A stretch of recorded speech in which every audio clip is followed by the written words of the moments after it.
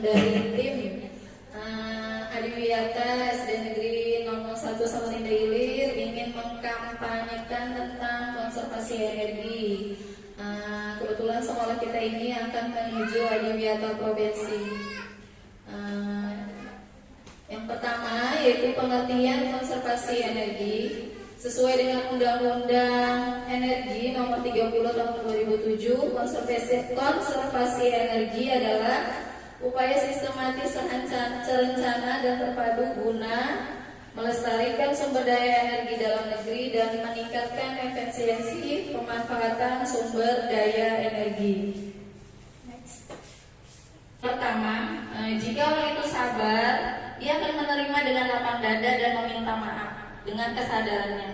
Tapi ada juga orang yang cuap bebek tanpa merisaukannya. Dan ketiga, ada orang yang emosian bahkan bisa balik memarahi kita dan berkata bahwa itu adalah fitnah. Peningkatan suhu bumi ini dapat mencapai lebih dari 2 derajat Celcius pada tahun 2030. Memang sedikit, tapi dampaknya itu akan kita rasakan di kemudian hari.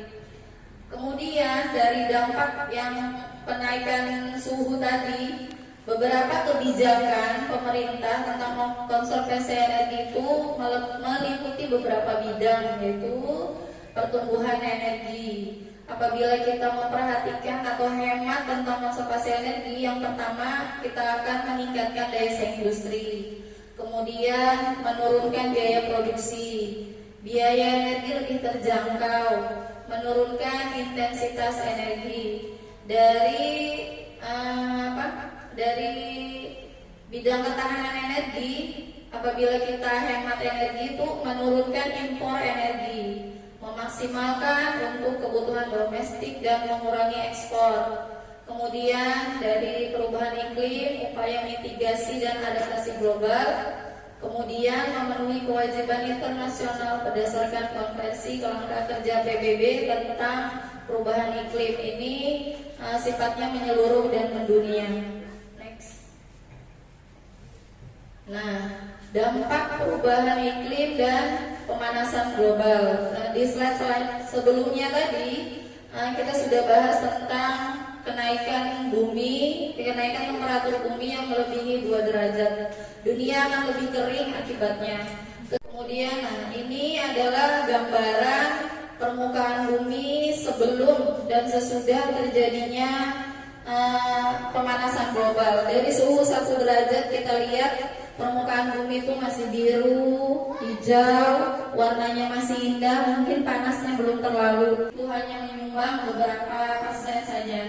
Yang terbesar adalah menurut data 40% produksi listrik Indonesia masih berasal dari pembangkit listrik yang menggunakan batu bara sebagai bahan bakarnya. Nah, ini adalah penyumbang kerusakan atau pemanasan CO2 atau gas pembuangan sisa-sisa kendaraan bermotor, kemudian berasal dari sektor energi, pabrik-pabrik yang memproduksi asap yang berlebihan dan tidak disaring, kemudian dari pernapasan ya, hanya sedikit saja. Lanjut.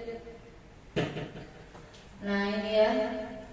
Ini adalah gambaran permukaan bumi kita yang semakin memanas.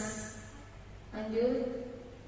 Nah, beberapa cara yang dapat kita lakukan agar mencegah pemanasan global tadi. Yang pertama yaitu menggunakan lampu LED dan hidupkan seperlunya saja. Ganti lampu rumah menjadi lampu LED yang lebih hemat energi dan hidupkan seperlunya saja. Kemudian bijaklah dalam memakai alat dan kebutuhan listrik. Cabut stiker jika sudah tidak diperlukan lagi. Contoh misalnya kipas angin, ya. Biasanya kan kita hanya mematikan saja tanpa mencabut stikernya. Padahal itu kalau kita tidak mencabut, listriknya itu tetap jalan. Kemudian memasang sumber energi sendiri jika mampu ya. Beberapa negara berkembang di Indonesia juga ada sudah menerapkan energi dengan bantuan sinar matahari. Memang sesuai dengan kebutuhan. Yang ketiga, jangan terlalu penuh mengisi kulkas, isilah seperlunya saja. Kemudian jangan memasukkan makanan yang masih panas ke dalam kulkas, itu dapat memperbesar energi yang kita gunakan. Demikian penyampaian dari saya. Terima kasih atas kehadirannya semua. Mohon maaf jika ada salah-salah kata. Billahi taufiq wal hidayah. Wassalamualaikum warahmatullahi wabarakatuh.